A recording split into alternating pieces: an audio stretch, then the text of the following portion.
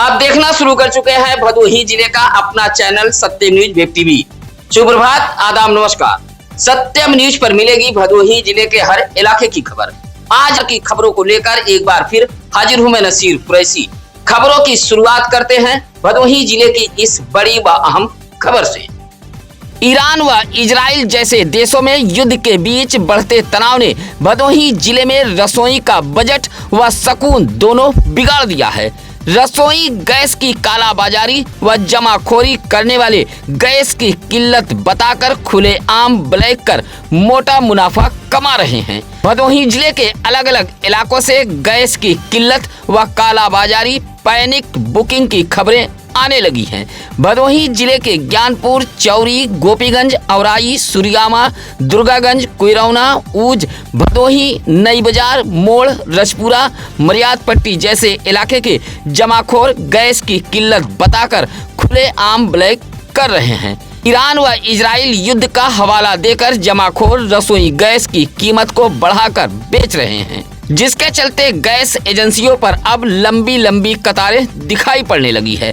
Gas हाकर भी ठेला, Sagri, tempo, auto में रसोई गैस सिलेंडर भरकर खुलेआम ब्लैक करते देखे जा रहे हैं। रसोई गैस की कालाबाजारी करने वाले निर्धारित मूल्य से अधिक पैसा वसूल रहे हैं। ऑनलाइन के बजाय नकदी पैसा वसूला जा रहा है। हालांकि रसोई गैस की आई शिकायतों को जिलाधिकारी शैलेश कुमार ने सख्ती से लेते हुए सत्यम न्यूज के जरिए बयान जारी कर दिया है।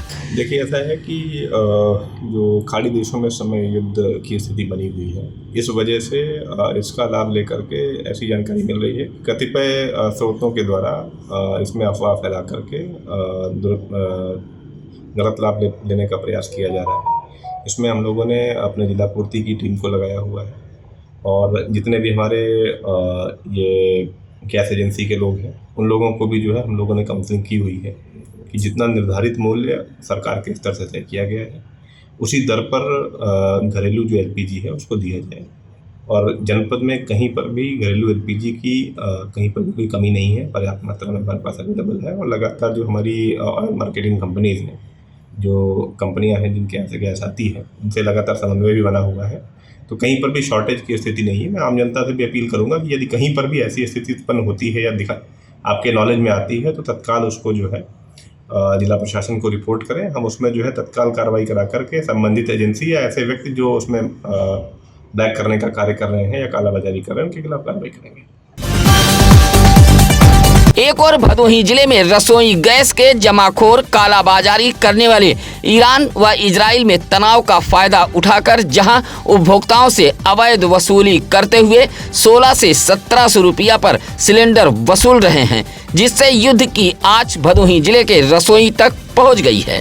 वहीं भदोही जिले के जिला पूर्ति विभाग के अधिकारियों की लापरवाही के चलते खुलेआम होटल, ढाबा, रेस्टोरेंट व बड़े चाट समोसा जैसे दुकानदारों द्वारा खुलेआम घरेलू गैस का इस्तेमाल किया जा रहा है, जिससे भदोही जिले में हालात दिन प्रतिदिन बदतर होते जा रहे हैं।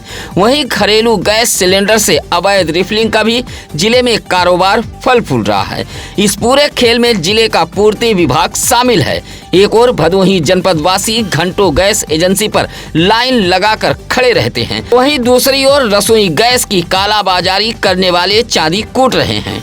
गैस एजेंसियों पर नोकझोंक की नौबत देखने को मिल रही है। हालांकि जिलाधिकारी शैलेश कुमार ने साफ कहा है कि जिले में रसोई गैस की कोई किल्लत नहीं है। गैस सिलेंडरों का पर्याप्त भंडारण है। कालाबाजारी करने वालों के खिलाफ कार्रवाई की जाएगी।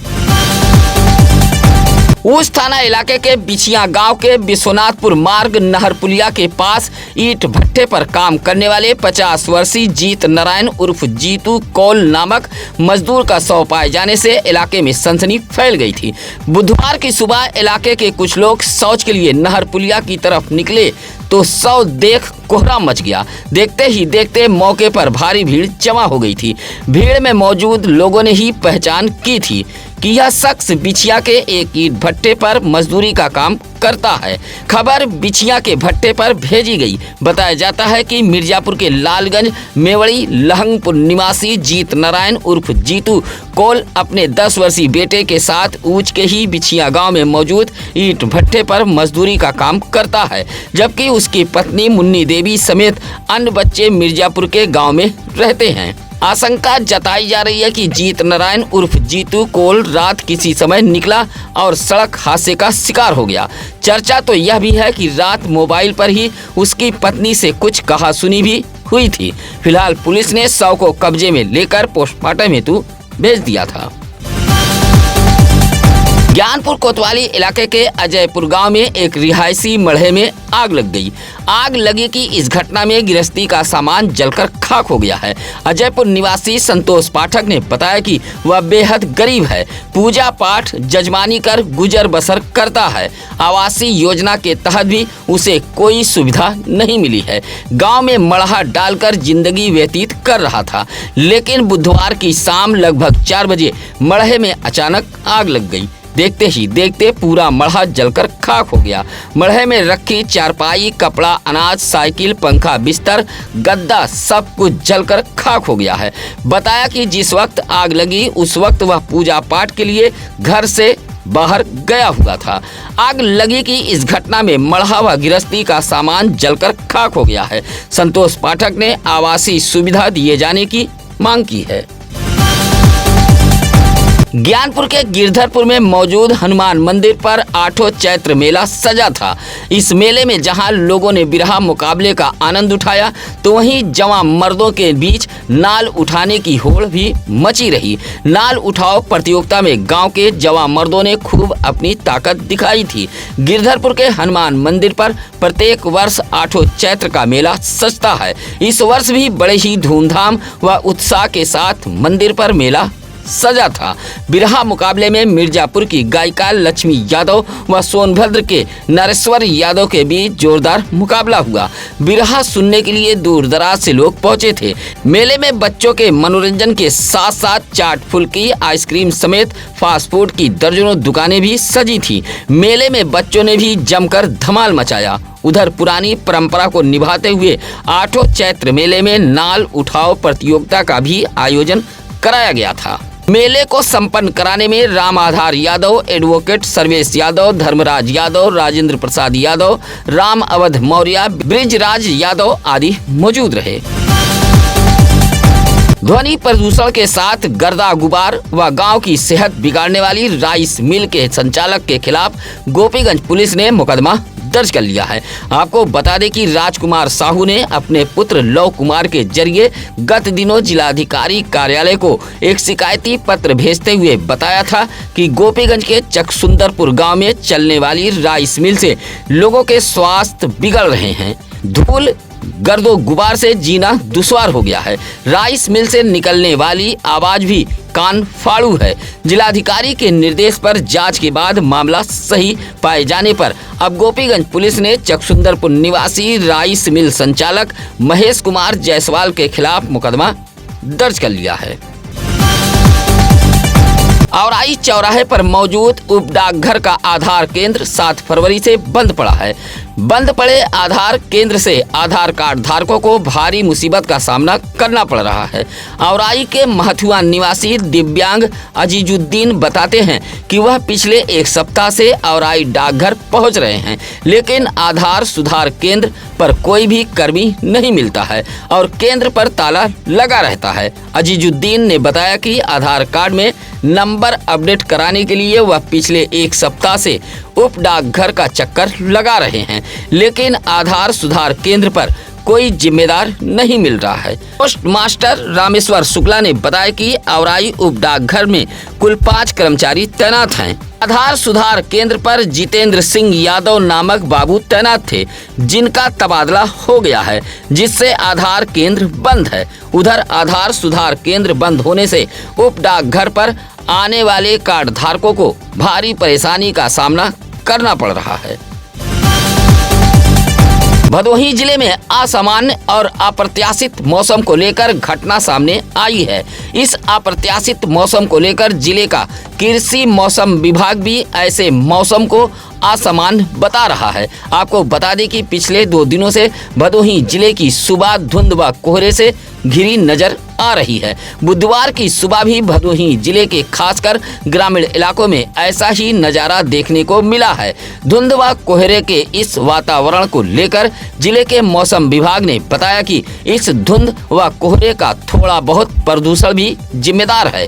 हालांकि मार्च में बढ़ती गर्मी के बीच जब रात और सुबह के तापमान में गिरावट आती है तो हवा की नमी के चलते कोहरे का रूप ले लेती है। यह एक असामान्य और अप्रत्याशित मौसम है। मौसम विभाग ने बताया कि मार्च और अप्रैल महीने में तापमान में वृद्धि देखे जाने पर भदोही जिले में आंधी पानी का प्रभाव कुछ क्षेत्रों में देखा जा सकता है। फिलहाल इस तरह के मौसम को लेकर कृषि मौसम विभाग ने सावधानी बरतने की सलाह दी है। भदोही जिले के लोक निर्माण विभाग की लापरवाही के चलते भदोही शहर का सिविल लाइन कहे जाने वाले इलाके की सड़क जानलेवा बन गई है। सड़क के बीचों बीच कई फीट हुए गड्ढे में आए दिन साइकिल, मोटरसाइकिल, ई रिक्शा, ठेला, खुमचा पलट रहे हैं और राहगीर अपने हाथ पैर तुड़वा रहे हैं।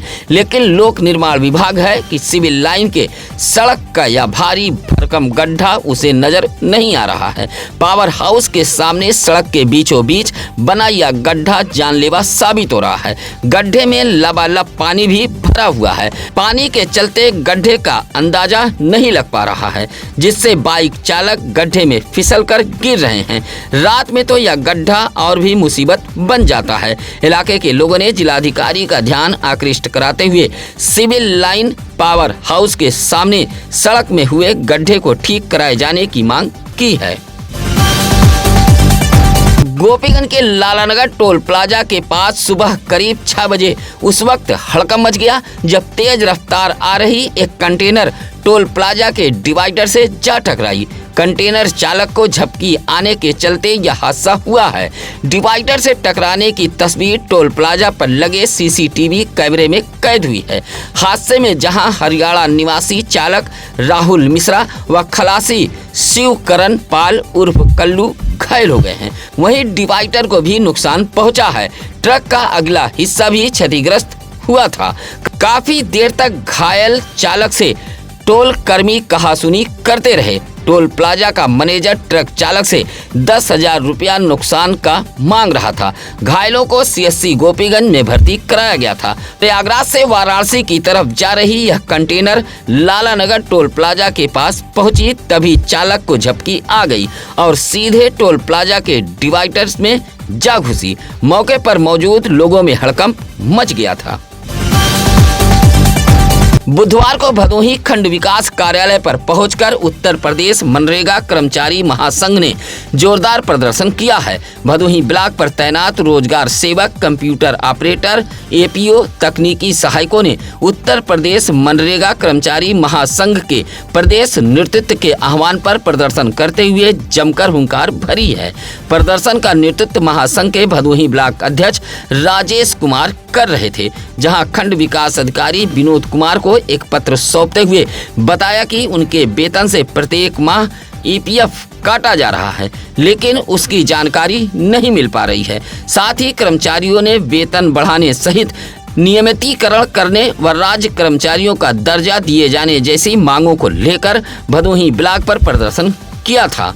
प्रदर्शन करने वालों में विवेक चौधरी, चंद्रशेखर यादव, मिथिलेश कुमार दुबे, नरेंद्र यादव, अशोक यादव, प्रकाश सिंह आदि मौजूद रहे।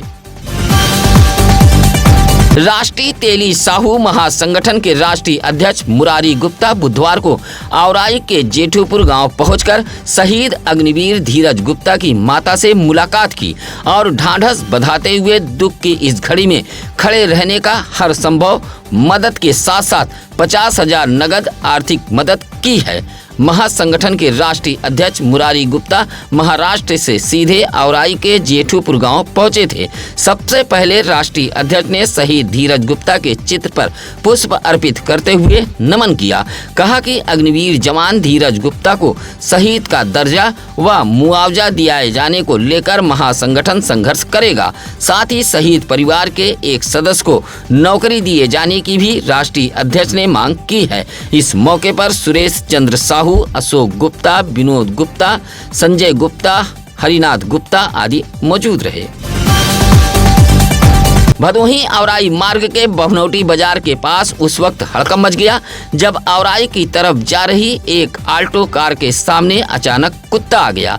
कुत्ते को देख चालक ने अचानक ब्रेक लगा दी, जिससे सड़क किनारे एक मकान के चबूतरे से टकराते हुए कार पलट गई थी। कार में फंसे चालक को आनन फानन में बाहर निकाला गया था। बताया जाता है कि औराई के ही उजेठा निवासी 52 वर्षीय लल्लन विश्वकर्मा दोपहर 2 बजे अपनी आल्टो कार से औराई की तरफ आ रहे थे। बभनौटी बाजार के समीप पहुंचे तभी सामने कुत्ता आ गया, जिससे कार बेकाबू होकर सड़क किनारे सहबान अली के चबूतरे को धक्का मारते हुए पलट गई। कार का कुछ हिस्सा क्षतिग्रस्त हुआ है, जबकि कार चला रहे लल्लन विश्वकर्मा बाल बाल बच गए हैं। वार्षिक परीक्षा को लेकर बुधवार को भदोही शहर के हिम्मतपुर बखुचिया के सरैया में मौजूद प्राथमिक विद्यालय में एक बैठक आयोजित की गई थी।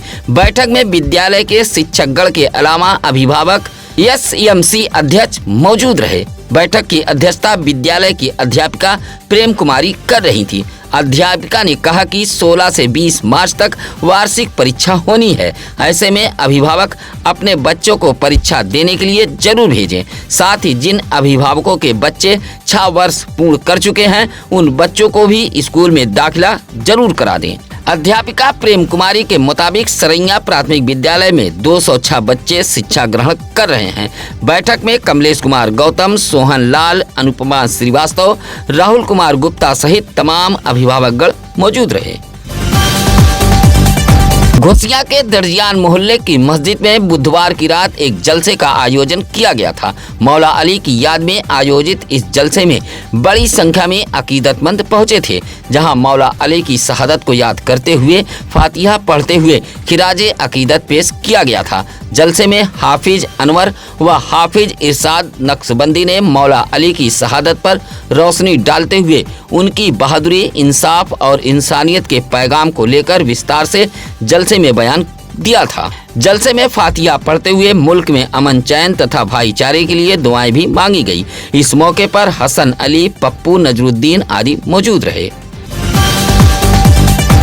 गोपीगंज कोतवाली इलाके के कसीदहान निवासी जगनारायण उर्फ फोटो ने भदोही जिले के आला अफसरों को एक शिकायती पत्र देते हुए पुश्तैनी भूमि पर जबरन खड़ंजा रास्ता बनवाए जाने का आरोप लगाया है। जगनारायण उर्फ फोटो ने दिए गए शिकायती पत्र में कहा कि गांव में उसकी पुश्तैनी जमीन मौजूद है, लेकिन कुछ व्यक्तियों को निजी लाभ पहुंचाने के चक्कर में जबरन रास्ता बनवाया जा रहा है। मना करने पर गाली गलौज व धमकी दी जा रही है। कहा कि बगैर प्रस्ताव पास कराए सरकारी धन से कुछ व्यक्तियों को लाभ पहुंचाने की नीयत से रास्ते का निर्माण कराया जा रहा है। शिकायती पत्र देते हुए जगनारायण उर्फ फोटो ने कार्रवाई की गुहार लगाई है। भदोही कोतवाली इलाके के किशुनपुर टेकारी पाठकपुर निवासी स्वर्गीय राम बिहारी पाठक की पुत्री रानी पाठक ने एसपी कार्यालय पहुंचकर एक शिकायती पत्र देते हुए आरोप लगाया कि उसके पिता की मौत हो चुकी है। वह घर पर परिवार के साथ रह रही है। आबादी की जमीन पर कब्जा करने की नीयत से ग्राम प्रधान दरवाजे पर चढ़ आए और गाली गलौज करते हुए जमीन खाली करने की धमकी दे रहे हैं। दिए गए शिकायती पत्र में रानी पाठक ने आरोप लगाया है कि वह अपने बाबा आजा के जमाने से इसी भूमि पर मौजूद है। विरोध करने पर ग्राम प्रधान गाली गलौज देते हुए लात मुक्का से मारने लगे। कहा कि शोरगुल सुनकर उसकी भतीजी नैना व रामधनी सहित अन्य गांव के लोगों ने पहुंचकर बीच बचाव किया, तब उसकी जान बची। शिकायती पत्र देते हुए रानी पाठक ने कार्रवाई की गुहार लगाई है। 16 साल की नाबालिग किशोरी को बहला फुसलाकर एक ड्राइवर भगा ले गया है। नाबालिग किशोरी कक्षा 11 की छात्रा है। घर से स्कूल के लिए निकली थी, लेकिन रास्ते से ही चौरी के समालकोट निवासी जितेंद्र कुमार सरोज नामक ड्राइवर ने बहला फुसलाकर नाबालिग किशोरी को भगा ले गया है। 30 वर्षीय जितेंद्र कुमार सरोज नामक यह शख्स ड्राइवर है। नाबालिग किशोरी के पिता की तहरीर पर चौरी पुलिस ने समालकोट निवासी स्वर्गीय राजपति सरोज के बेटे जितेंद्र सरोज के खिलाफ मुकदमा दर्ज कर तलाश में जुटी हुई है। पंजाब के गुरु काशी विश्वविद्यालय भंडीटा के स्टेडियम में आयोजित होने वाले 44वीं नेशनल मास्टर्स एथलेटिक्स चैंपियनशिप में ज्ञानपुर के लक्ष्मण पट्टी निवासी महादेव प्रजापति शामिल होंगे। 14, 15 व 16 मार्च को होने वाले इस प्रतियोगिता में 60 वर्षीय महादेव प्रजापति भाला, लंबी कूद व ट्रिपल जंप जैसे खेल में प्रतिभाग करेंगे। बुधवार को महादेव प्रजापति पंजाब के लिए रवाना हुए, जहां ज्ञानपुर पुलिस लाइन परिसर में पुलिस क्षेत्राधिकारी राजीव कुमार सिंह ने माला पहनाकर महादेव प्रजापति का स्वागत करते हुए रवाना किया। इस मौके पर कैलाशनाथ पाल, अवधेश यादव, संतोष सिंह, सत्यनारायण प्रजापति, श्याम बिहारी मौर्य आदि मौजूद रहे। भदोही शहर के छेड़वीर मोहल्ला निवासी विशाल श्रीवास्तव व साक्षी श्रीवास्तव के 3 वर्षीय बेटे स्वरित वेद श्रीवास्तव का जन्मदिन बड़े ही धूमधाम के साथ मनाया गया। स्वरित वेद श्रीवास्तव का जन्मदिन एक होटल में मनाया गया है और कार्यक्रम स्थल को बड़े ही भव्य तरीके से सजाया गया था, जहां दादी शकुंतला देवी, दादा गिरधारी लाल ने स्वरित वेद श्रीवास्तव की आरती उतारकर लंबे उम्र की कामना की है। जन्मदिन कार्यक्रम में मौजूद लोगों ने कपड़ा, खिलौना, नगद, मिठाई सहित ढेर सारे उपहार भी दिए हैं। देर रात तक लजीज व्यंजनों के खाने खिलाने का दौर भी चलता रहा। इस मौके पर सलील श्रीवास्तव, सक्षम, शुभम, शिवम, चंदन आदि मौजूद रहे। सत्यम न्यूज वेब टीवी के जरिए आप अपने बच्चों के जन्मदिन की बधाई भी अपने करीबियों, नात रिश्तेदारों तक पहुंचा सकते हैं। बच्चों के जन्मदिन की बधाई को आप हमें भेज सकते हैं। किसी भी खबर के लिए आप सत्यम न्यूज सिटी कार्यालय भदोही शहर के चौरी रोड बूढ़ा पट्टी में आकर मिल सकते हैं। इसी के साथ अब नसीर कुरैशी को दीजिए इजाजत। नमस्कार, आदाब। ताज़ा खबरों के लिए सत्यम न्यूज को सब्सक्राइब करें।